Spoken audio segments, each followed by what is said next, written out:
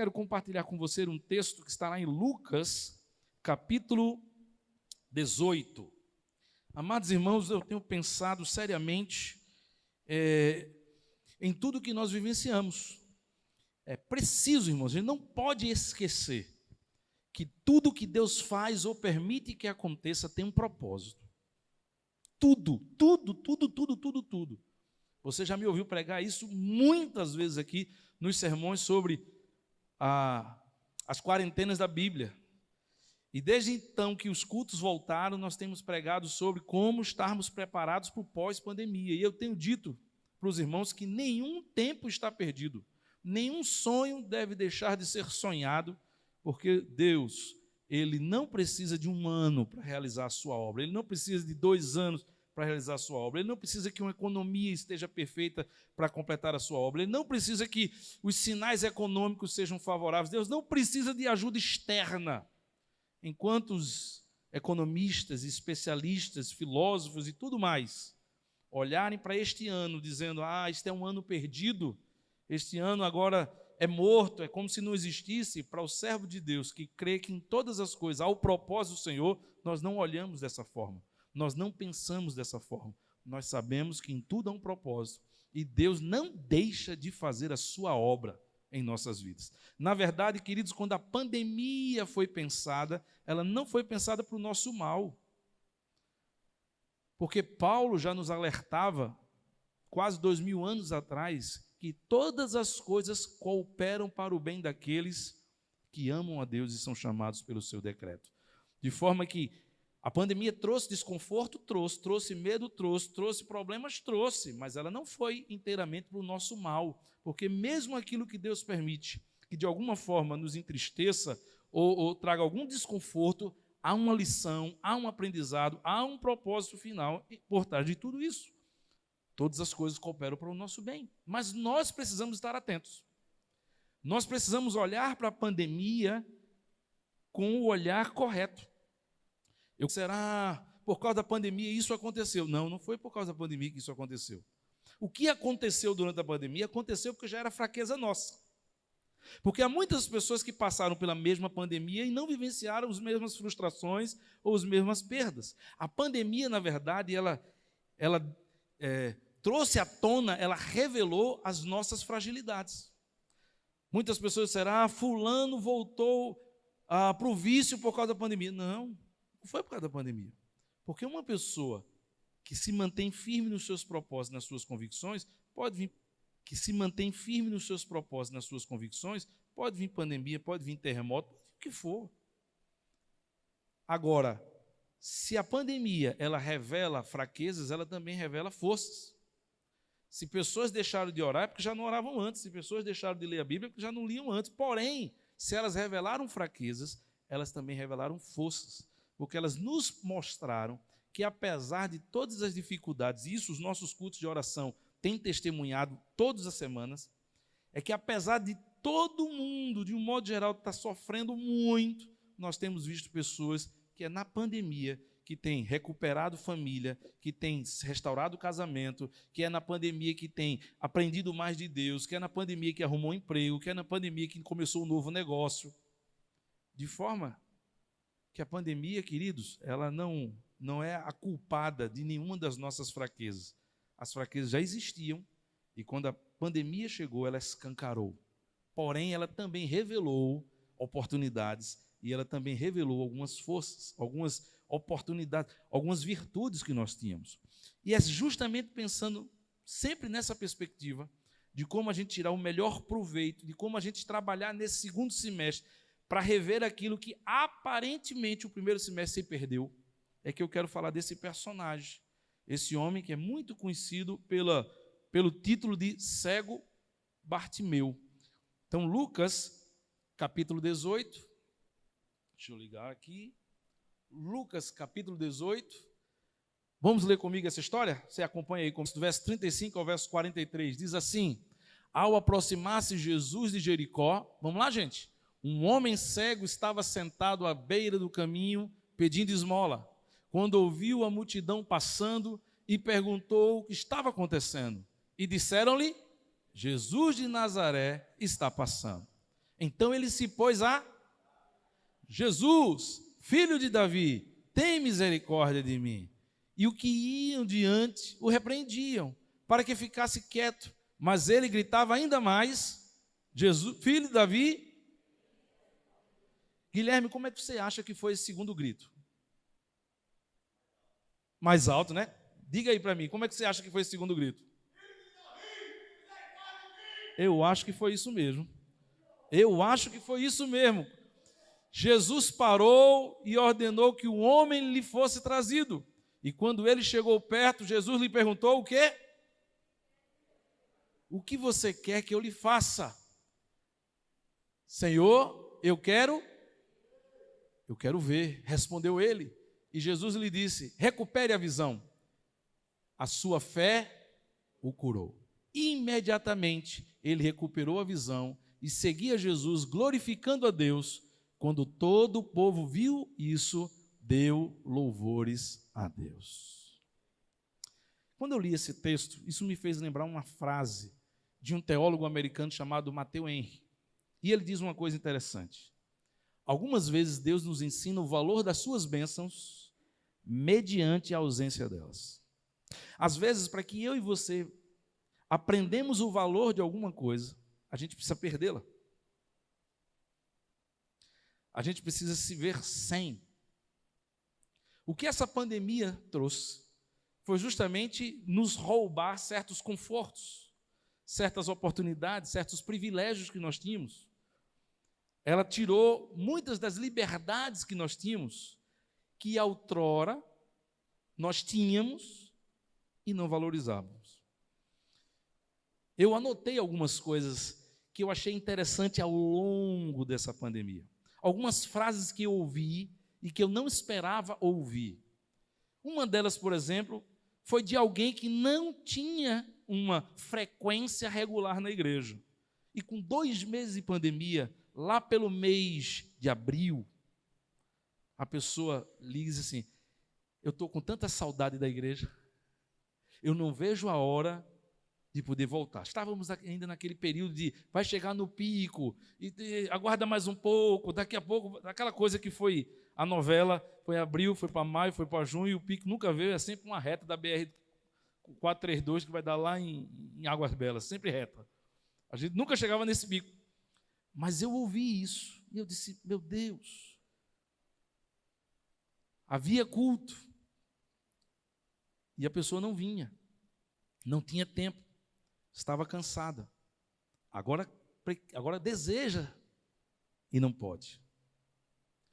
Às vezes, algumas vezes, Deus nos mostra, nos ensina o valor de suas bênçãos, das oportunidades que Ele nos dá, quando a gente fica sem elas.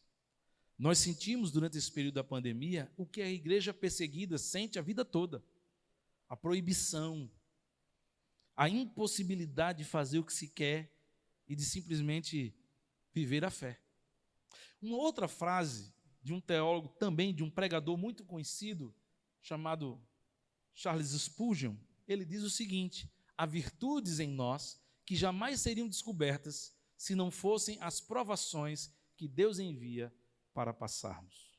Se de uma forma, se por um lado eu preciso perder para poder dar valor, para sentir a importância daquilo, para que quando eu tenha a oportunidade de poder fazer de novo, eu possa valorizar, eu não possa mais deixar a troco de banana. Por outro lado, queridos, a provação também nos ajuda a conhecer lados da nossa vida, forças que nós não tínhamos, talentos que nós não tínhamos, capacidades que nós não tínhamos. Eu não sei quantos de vocês chegou no caminhar desta pandemia, no momento que chegou e disse assim: não aguento mais, eu estou enlouquecendo. Eu não sei quantos aqui passaram por isso.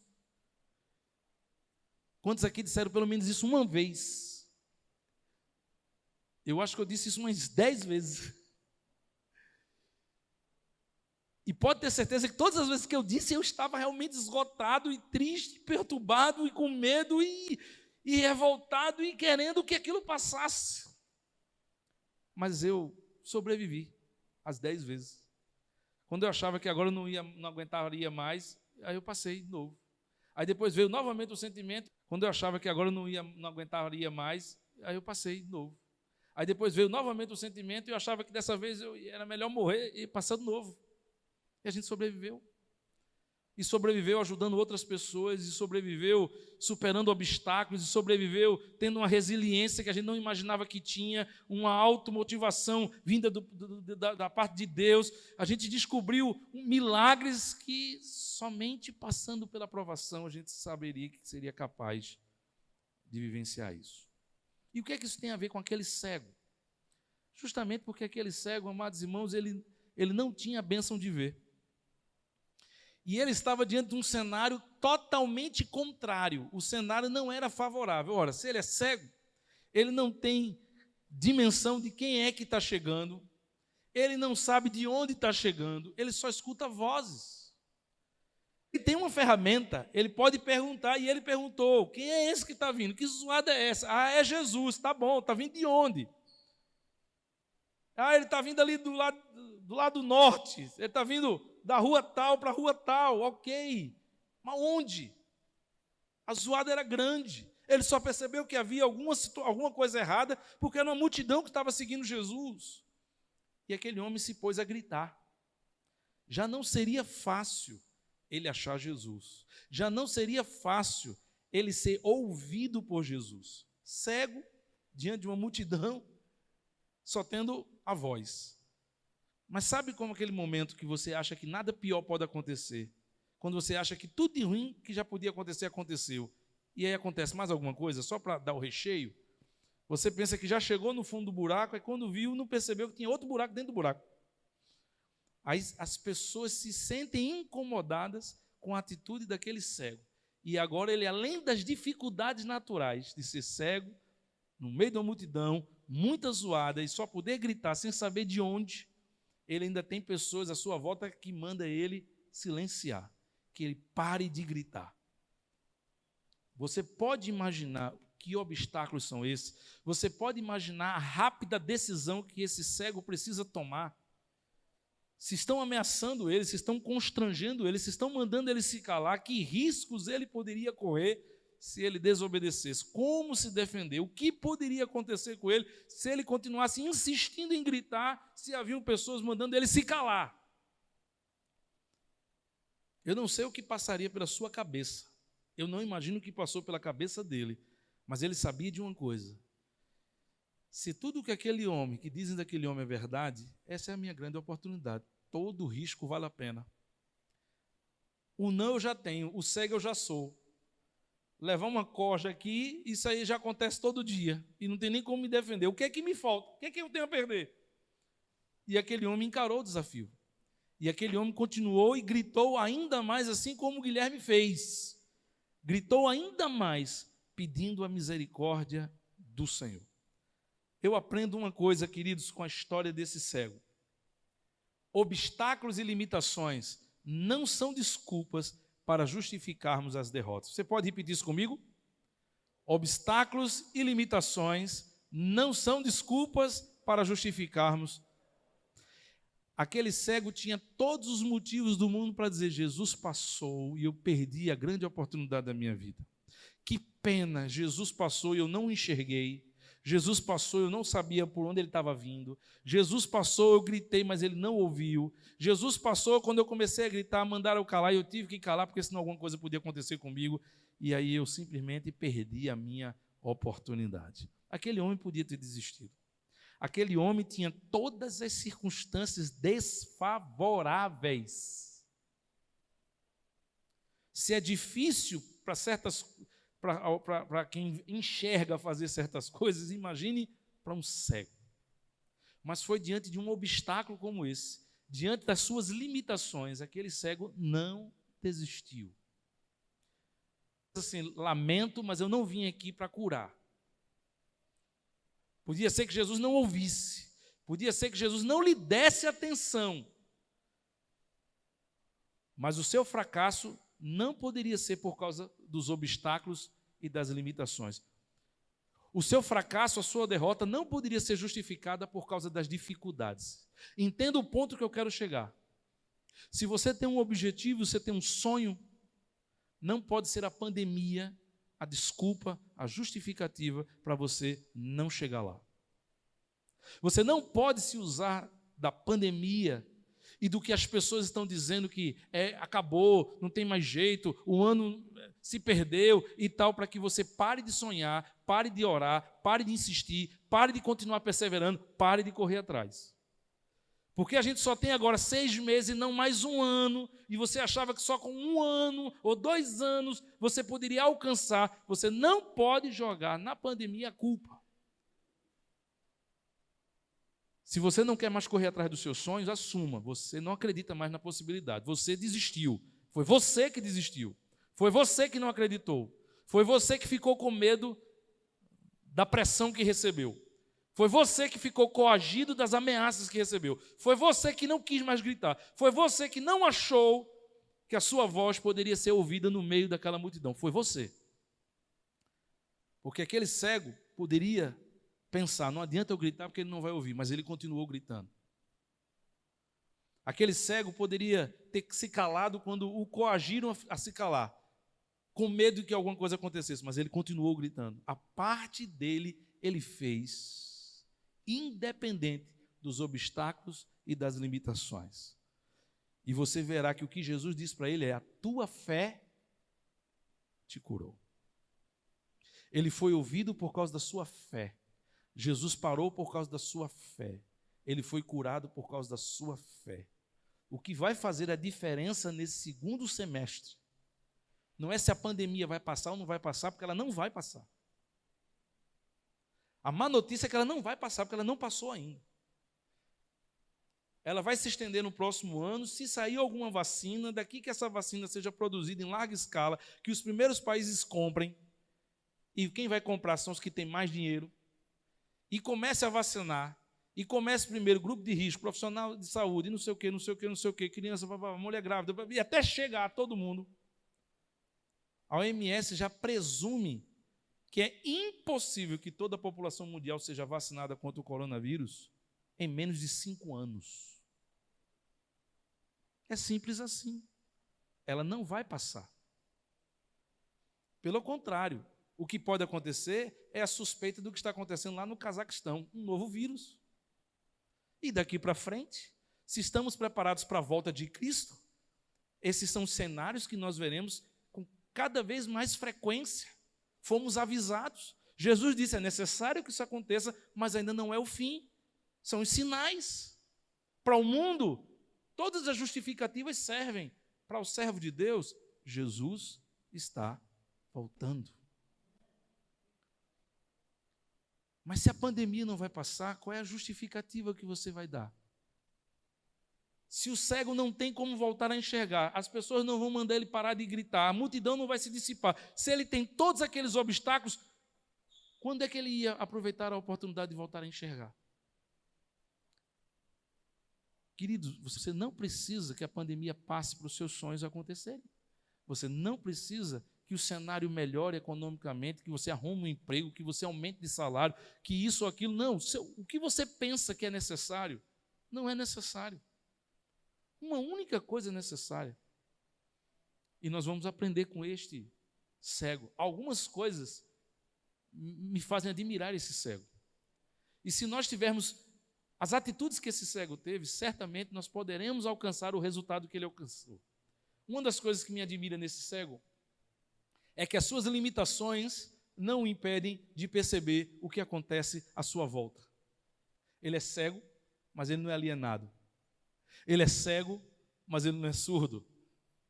Ele não tem a habilidade de ver, mas ele tem outras habilidades e que ele usa. Talvez você olhe para certas pessoas e diga: se eu fosse mais comunicativo feito fulano, eu teria mais sucesso. Se eu tivesse o curso tal, eu teria mais sucesso.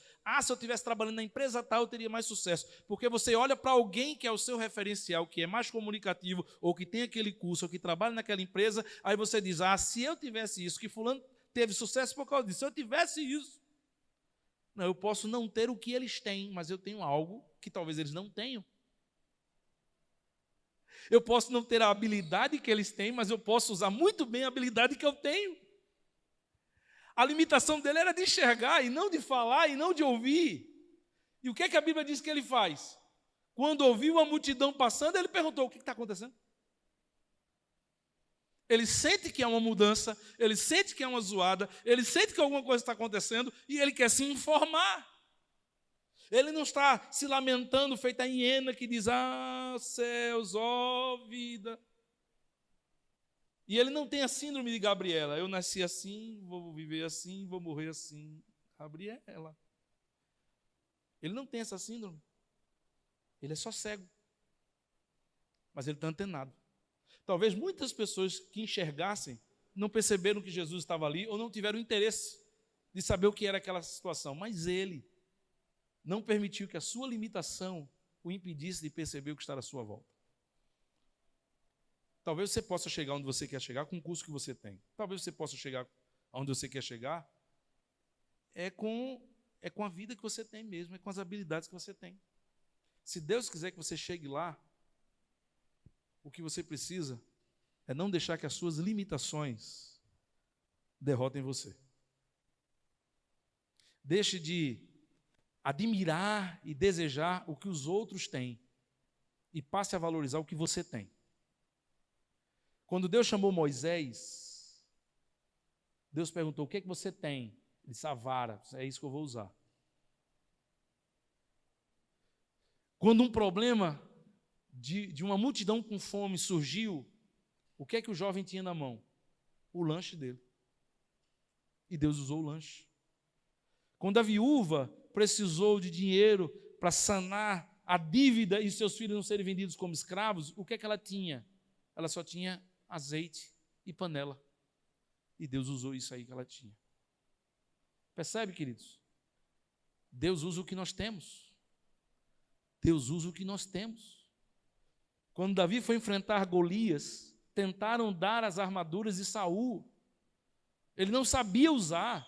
Aquilo era muito importante, aquilo era muito bom, era moderno, era tecnológico, era o melhor que tinha, porque era do rei. Mas não era dele, era do rei. Quem sabia usar era o rei, não era ele. O que ele sabia usar? Aquilo que ele havia matado a ursa, aquilo que ele havia matado o leão, aquilo que ele usava a vida toda. Era a funda. Era o seu badoque. Você precisa valorizar o que Deus tem lhe dado.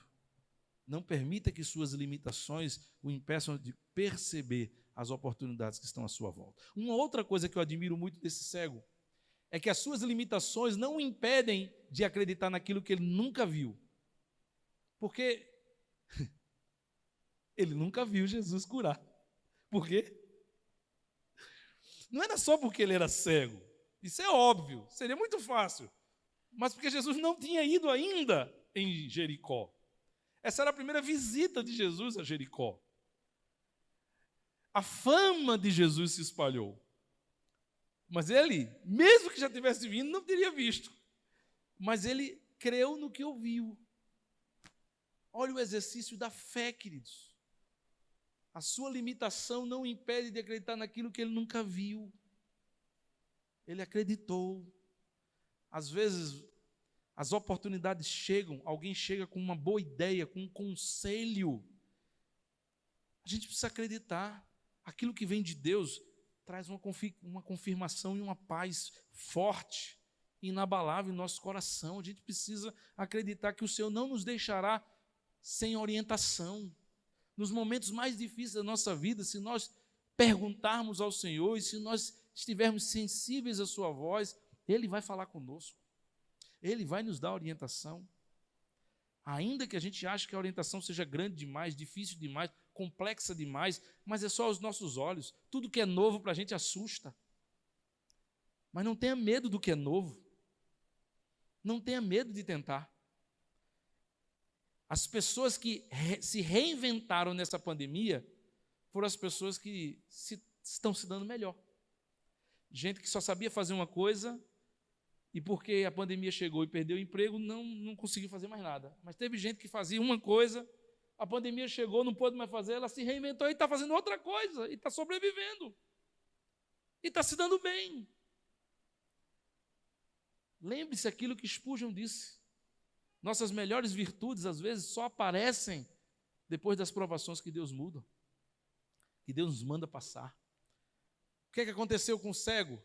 E disseram, é Jesus de Nazaré que está passando.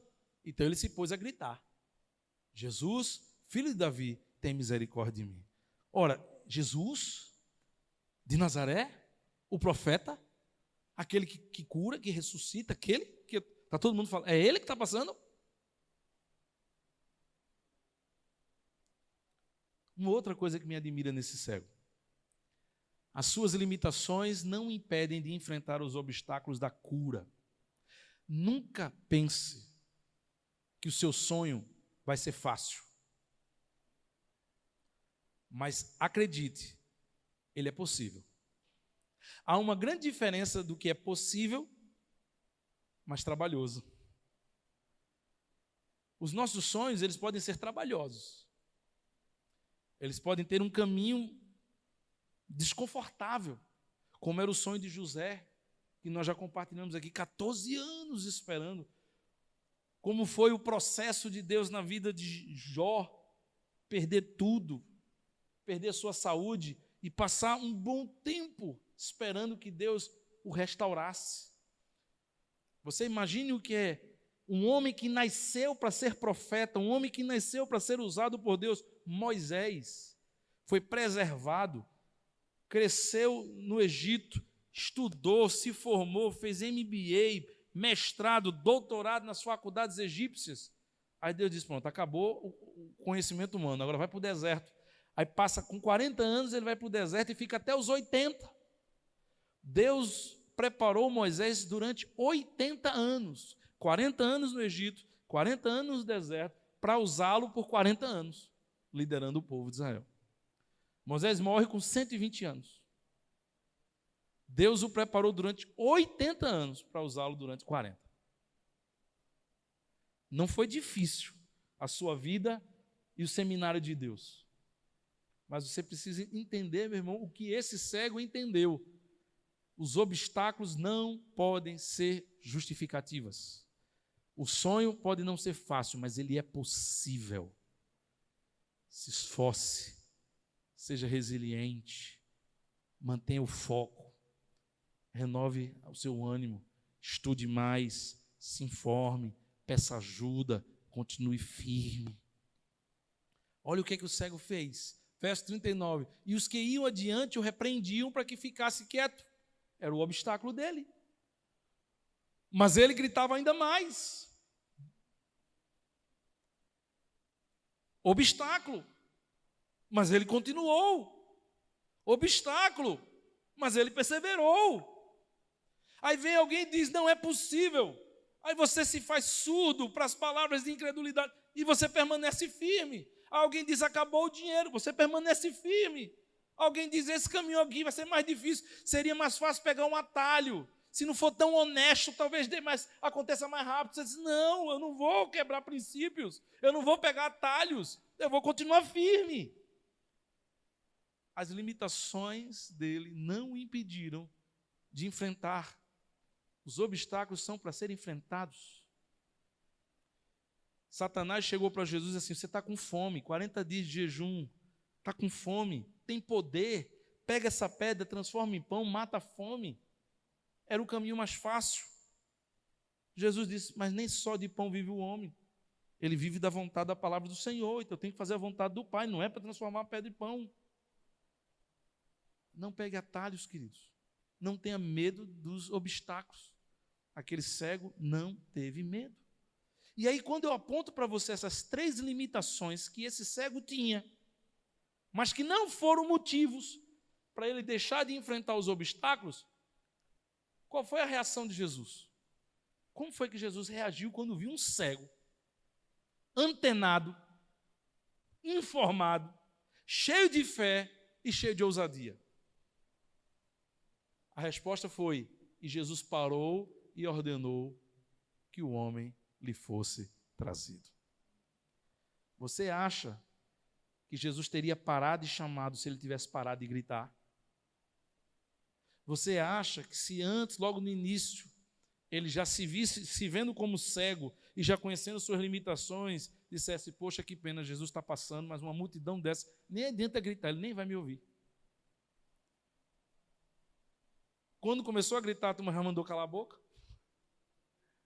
Você acha que a história teria sido registrada? O milagre teria acontecido? Ele teria alcançado a sua bênção? Não.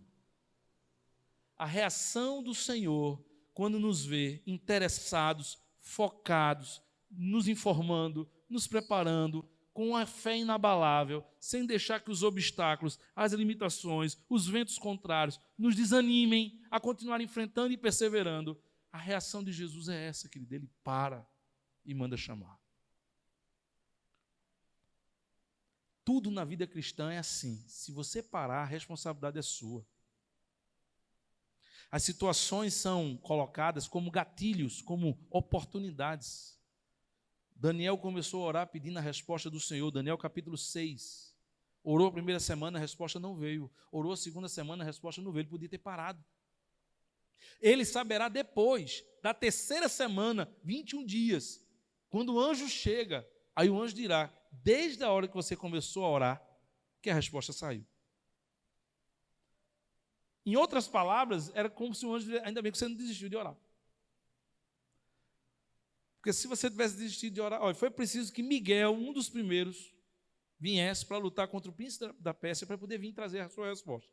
Se você tem parado com 20 dias, um dia antes, você perdia a bênção. Você percebe? Nós precisamos ter passos de fé. Quando Deus fala com Josué, que eles deviam se preparar para enfrentar Jericó, a palavra de Deus a Josué, para que Josué dissesse ao povo é, santificai-vos, porque amanhã, completa a frase, o Senhor fará maravilha no meio de vós. Quando é que o Senhor fará a maravilha? Amanhã. Mas quando é que é para se santificar? É hoje. Eu semeio hoje para colher amanhã. Eu não espero a maravilha acontecer para dizer, poxa, poderia ser. Poderia ser que Deus fizesse primeiro um milagre para o povo realmente crer e dizer assim, rapaz, esse negócio é de Deus mesmo. Olha que maravilha, que milagre, vamos se santificar. Não é assim que funciona. Pelo menos não foi assim com Josué e o povo de Israel. Santificai-vos hoje. Se o povo não tem se santificado hoje, o que é que acontecia amanhã? O que é que teria acontecido amanhã, irmãos? Nada. E não está acontecendo nada na vida de muita gente. Porque hoje não está semeando, porque hoje não está agindo por fé, porque hoje está olhando para os obstáculos e está se justificando, se escondendo atrás dos obstáculos. Tem muita coisa que não está acontecendo na vida das pessoas porque elas pararam de sonhar, não é por causa da pandemia, porque elas pararam de se modernizar, de se especializar, elas pararam de acreditar, elas pararam de se perseverar, elas pararam. Mas tudo começa hoje. Eu semeio hoje. E eu certamente vou colher amanhã, porque Deus não é homem que minta, nem filho do homem que se arrependa. Aquilo que Ele promete, Ele cumpre. A reação de Jesus demonstra que Ele reconheceu a sua fé e aprovou a sua atitude. Atitude e fé caminham juntas. Não adianta eu crer e não fazer. Não adianta eu dizer que eu creio em Deus, mas os obstáculos estão me freando. Não adianta dizer que eu creio em milagres, mas eu estou abalado e com medo e desestabilizado por causa da pandemia. Eu só consigo olhar o que todo mundo está dizendo. Eu escuto o jornal, aí um diz, não, porque não sei o quê, papapá, uma briga política, papapá. Não tem um cenário que traga uma gota de esperança. Aí alguém vai dizer assim, é por isso que eu prefiro não assistir mais televisão. É outro extremo, não precisa fazer isso. Não precisa se isolar do mundo. Não precisa virar aquele bicho que bota a cabeça na terra esperando que quando passar você tira a cabeça e tudo vai estar normal, porque não é assim que funciona. Não é avestruz. A gente vai olhar para essas situações, mas a gente vai dizer ao nosso coração, por que estás abatido, ó minha alma, e por que te perturbas dentro de mim? Crede em Deus. Descansa no Senhor. A OMS já disse, desdisse, e vai continuar se dizendo. E o governo, e os países, e todo mundo, porque ninguém tem controle de nada. Eles só dizem o que acham. E eles são sinceros quando dizem o que eles acham. Mas eles só acham. Quem tem a certeza, quem dá a última palavra, quem é? Quem é? Diga, meu Deus. É o meu Deus. Quem dá a última palavra é o meu Deus. Não é o que eles dizem, é o que o meu Deus diz. E é o que o meu Deus determinou para a minha vida. Nenhum dos seus planos estão suspensos. Nenhum dos seus sonhos se apagaram, se atrapalharam, estão atrasados e foram prejudicados. Nenhum deles. A pandemia não tem poder e ninguém tem poder para atrapalhar nada que Deus planejou. Está tudo dentro do planejamento de Deus. Mas eu e você precisamos ter a visão correta. Eu e você precisamos estar preparados para as oportunidades. Mas para finalizar, há uma última coisa que eu admiro nesse cego. Além das suas limitações, a Bíblia diz que ele foi curado. E aí o que é que eu admiro nele? É que depois de liberto das suas limitações, depois de liberto delas, ele decide em gratidão seguir a Jesus. Tudo cooperando contra, multidão, zoada, gente mandando ele calar a boca, tal, ele cego, não tinha noção geográfica de nada, só tinha poucas armas a seu favor e tal, mas ele venceu todas as limitações, Jesus parou e o curou. E aí esse homem, depois de reconhecer o que Deus fez na sua vida, ele decide seguir a Jesus. Verso 42 diz, Jesus lhe disse, recupere a visão, a sua fé o curou. Imediatamente ele recuperou a visão e seguia Jesus, glorificando a Deus. As dificuldades, elas nos aproximam de Deus. As dificuldades, elas nos ensinam mais de Deus. É preciso que haja um impossível decretado na minha vida para que eu tenha o privilégio que poucos têm de ver um milagre. Só pode ver uma ressurreição quem primeiro vê o quê? Uma morte. Só pode haver uma cura quando primeiro houver um diagnóstico que diz assim, está perdido. Às vezes a gente quer a bênção. Às vezes a gente quer o agir de Deus, mas a gente não quer o processo pré, o cenário que favorece a ação de Deus. Aquele homem decidiu seguir a Jesus. A minha pergunta que eu faço é o que é que nós estamos fazendo? O que é que tem evidenciado a nossa fé e a nossa gratidão ao Senhor? Essa é a pergunta que eu tenho me feito. O que é que Jesus pode esperar da sua fé e da sua gratidão? Porque da fé daquele cego, esperou um homem que se informou, que creu e que perseverou até o fim. De um cego, Jesus viu um homem que se informou, persistiu, continuou crendo e venceu os obstáculos. O que é que ele pode esperar da sua fé? Da gratidão daquele homem, aquele homem largou tudo, ele agora podia, vendo, vou começar uma nova vida, vou casar, vou trabalhar, vou ser empreendedor, vou montar uma ONG para ajudar os cegos de Jericó, eu sou ex-cego, agora eu vou ser um ex-cego que vou ajudar os outros cegos, o sindicato. Vou ajudar o sindicato dos cegos agora de Jericó. Esse homem voltou a enxergar, mas ele não projetou nada para si, ele escolheu seguir a Jesus. O texto disse que ele passou a seguir Jesus. Ele passou a seguir Jesus. Ele estava lá no meio daquela multidão, Jesus para onde ia, sempre tinha lá uns 40, 50 que ia atrás de Jesus para todo lugar. O texto fala sempre dos 12, mas sempre tinha mulheres e tinha outras pessoas que acompanhavam Jesus. Esse homem passou a seguir Jesus. Jesus passou a ser a meta desse homem. Esse homem passou a viver para a glória de Deus. Esse foi o resultado da gratidão desse homem. A pergunta é essa: o que é que Jesus pode esperar da sua fé e da sua gratidão? Porque muitos milagres ele já fez em minha vida e na sua vida. E o que é que a gente devolveu para ele? Há muitas pessoas que já pediram emprego, aí o emprego chegou e o tempo dele na igreja acabou. Há muitas pessoas que queriam ter a oportunidade de ajudar pessoas, chegou o salário e ele nem o dízimo dá. O que é que a gente faz com a nossa fé e a nossa gratidão? Há muitas pessoas que oram tanto para que um parente se converta. Quando o parente se converte, a primeira coisa que ele faz na semana seguinte é brigar com o parente. O que a gente está fazendo com a nossa gratidão e a nossa fé? O que Jesus pode esperar de nós, irmãos?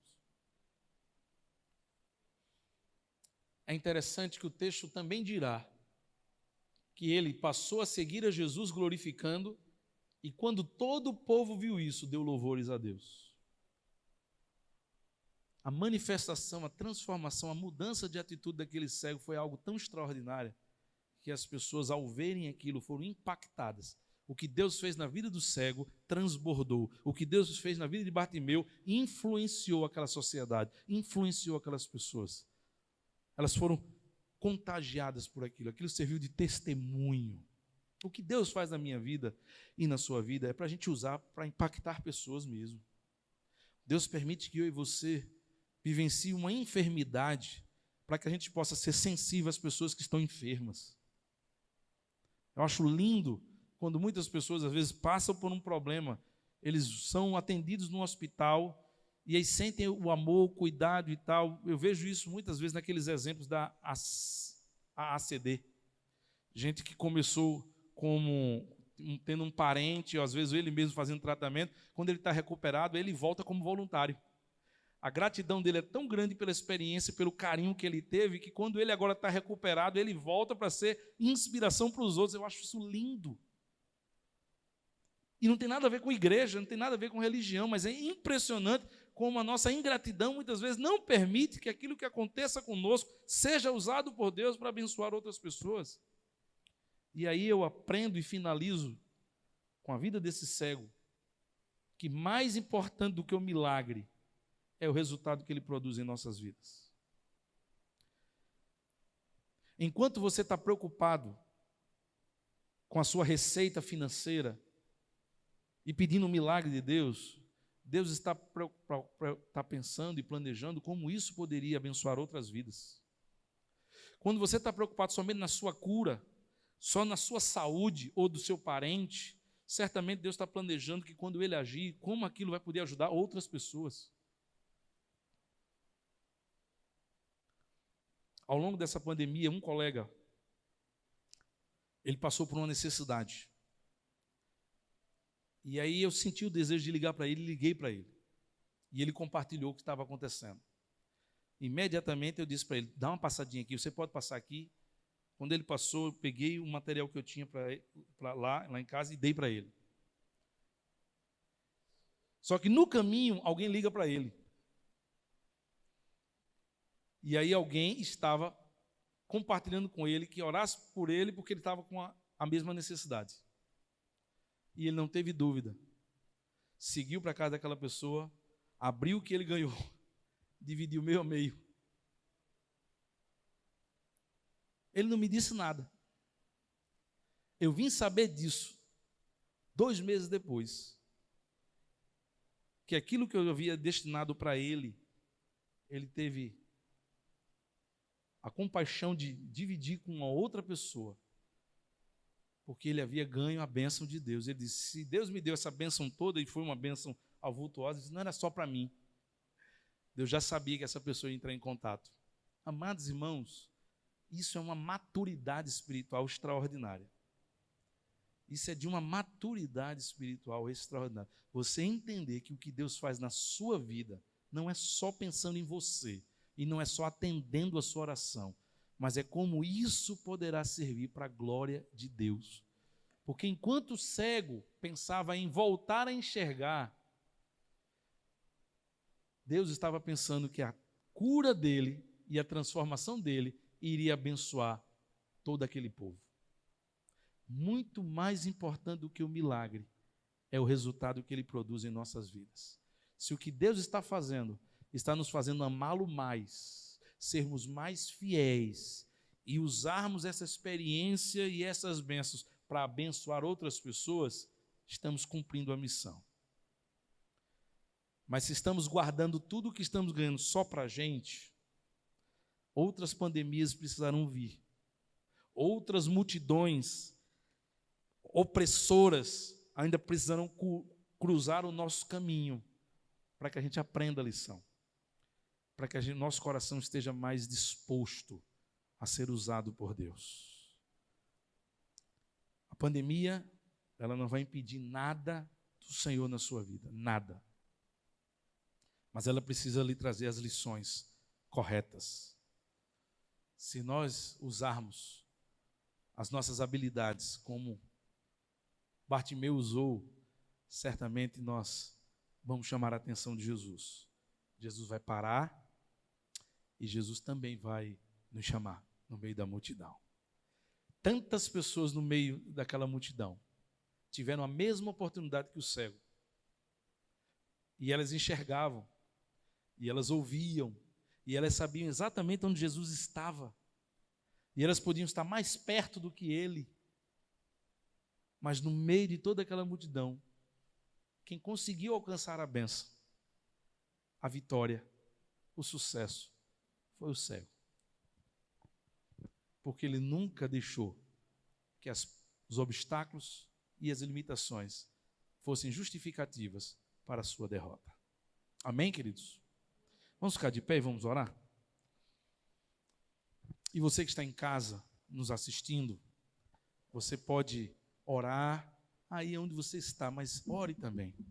Coloque sua vida diante do Senhor. Minha palavra é essa para você. Nada está perdido.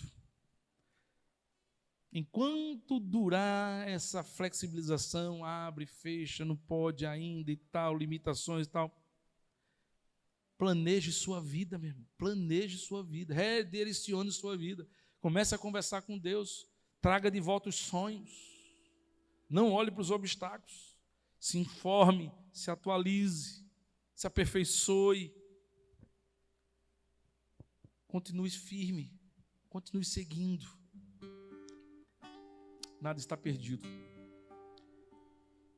Eu espero que nos próximos cultos de oração nós continuemos a ouvir os outros testemunhos dos milagres que Deus tem operado no meio da pandemia. De gente que quando trabalhava e ganhava dinheiro não conseguia comer camarão. De gente que quando estava com tantas facilidades não conseguia ter tempo para a família, não conseguia descansar. Que gente que estava com tantos meses, anos procurando emprego, na pandemia arrumou emprego. Gente, milagres de Deus que não depende da circunstância, depende dele encontrar em cada um de nós um coração aprovado. Ele olhou para aquele cego, parou porque reconheceu que ele tinha fé e tinha atitude. Tenha fé e atitude. Tenha fé e atitude. Ore ao Senhor. Deixa eu orar por você também. Enquanto cada um dos irmãos vai colocando a sua vida e os seus projetos aqui diante de Deus, eu quero dizer para você que está em casa nos ouvindo, que se você ainda não aceitou Jesus como Senhor e Salvador da sua vida, hoje é dia de você entregar o seu coração. Hoje é dia de você se tornar mais um Bartimeu, como eu me tornei, como cada um de nós nos tornamos um dia, a nossa vida colocada na mão daquele que pode transformá-la. Escreve aí nos comentários do YouTube ou do Facebook. Entre em contato comigo, igreja. Eu quero entregar minha vida a Jesus. Eu particularmente vou ler lá os comentários. Se você fizer isso, nós vamos entrar em contato com você. Nós queremos caminhar com você, fortalecer a sua vida. O melhor lugar para se estar é no centro da vontade de Deus. Quem pode transformar a sua vida, salvar a sua família, quem pode mudar essa realidade, livrar você dos vícios, se chama Jesus de Nazaré. Faça como aquele cego, clame a Ele. Clame a Ele. Ele vai parar, Ele vai ouvir, Ele vai lhe chamar do meio da multidão. E a multidão que enxerga, mas que não tem fé e atitude, verá um cego ser curado e voltar a enxergar e seguir a Jesus. Paizinho querido, nós te somos gratos, ó Deus, por esse culto, por esse momento, por essa noite na tua presença. Obrigado, ó Deus, pelas lições que Bartimeu nos traz. Obrigado, Deus, porque o Senhor, de fato, a cada domingo, tem nos preparado não só para lidar com a pandemia, mas também tem nos preparado, ó Deus, para retomar as nossas vidas, retomar os nossos ministérios, retomar os nossos projetos, continuar, ó Deus, caminhando neste mundo, mas com o olhar no céu, entendendo, ó Deus, que nós somos peregrinos, somos passageiros. A nossa pátria não é aqui, Senhor, a nossa pátria é no céu. Senhor, o apóstolo Paulo dizia aos filipenses que aquilo que para ele era ganho, ele abriu mão, ele considerou perda. Para ele o viver é Cristo e o morrer era a experiência mais extraordinária de partir deste mundo para a glória eterna. Para ele o morrer é lucro. Que este amor, Deus, esteja pulsante em nossos corações, que a nossa vida, Senhor, só encontre significado se fosse uma vida prostrada aos teus pés, fazendo a tua vontade, sendo instrumento de bênção na vida de outras pessoas, usando toda a experiência e usando todas as bênçãos e oportunidades que o Senhor tem nos dado para que outras vidas sejam abençoadas. Ah, Deus, faz isso para o louvor da tua glória, em nome de Jesus. Amém. Cantemos ao Senhor.